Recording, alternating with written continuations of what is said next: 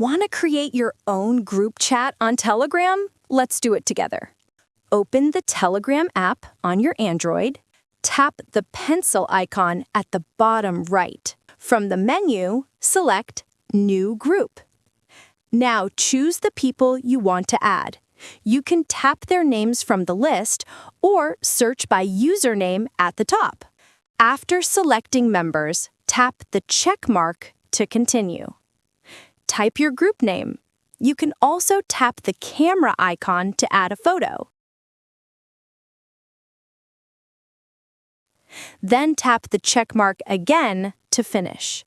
If someone you added has restrictions that prevent being added to groups, you'll see an option to send invite link instead.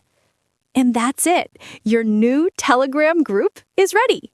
You can start chatting or add more members anytime later.